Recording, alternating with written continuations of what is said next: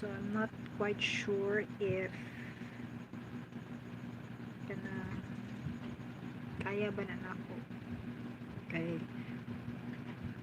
I know myself when it comes to sales. I'm not good in it. So, for now, um, ako lang gitarong akong trabaho as ESL tutor. And to be honest, I'm content and satisfied regarding sa mga feedback sa akong students, and that makes me happy, especially when I see that my students are really improving every time na mag-lesson me, especially akong katumakaraan ako students. I've been a rare job tutor for 9 years.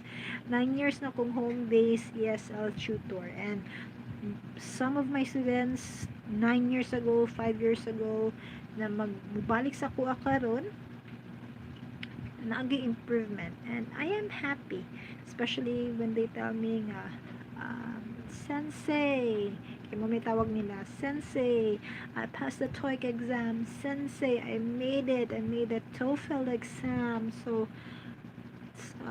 nindot kayong feeling na murag part kasi lang success, sabi na sa mga high school students po, when they tell you na dako is the grade sa English, kasi di malipay ana, diba? So it means that you were able to do your job as an ESL tutor effectively. You were able to um,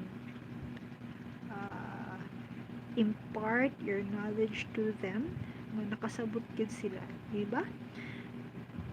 Bisan pa siguro, I don't know, it depends mo good.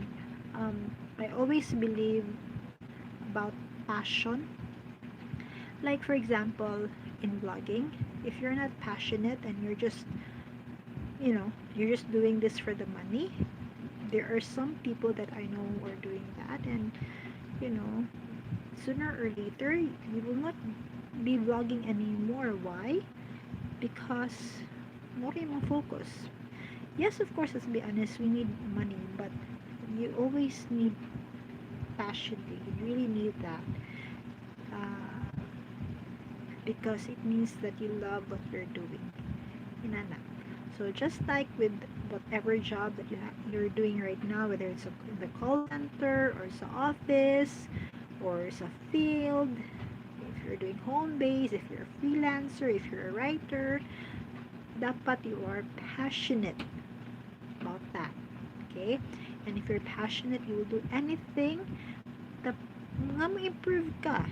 You have to invest in yourself. So how do you invest in yourself? Of course, you study, and then you improve your social network as well.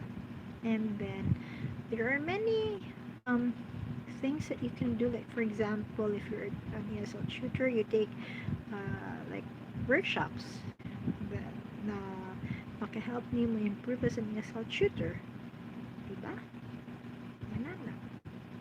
If you're working in a call center, you take trainings, right? So ano ba? If you're a vlogger, then invest in a camera, a microphone, a headset, a laptop, and the skills and how to edit and everything. Ito, tinudan na, hindi ko kay Bob edit. So anyway, kapit na guys. Pero lang kami 6 minutes na lang. Log out na po. Matugog sa'yo pa ba ng 11? Basta matugog sa'yo. Kay matakog sa'yo. Kay December 1, tomorrow. Very excited. Unsa kay in store for every one of us sa year 2021. I hope it will not be worse. I hope it's gonna be better. It's gonna be a new hope, mas brighter and everything.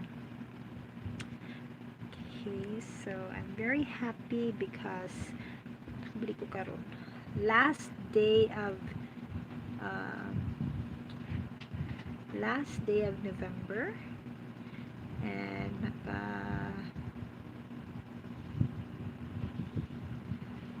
naka live ko unexpectedly.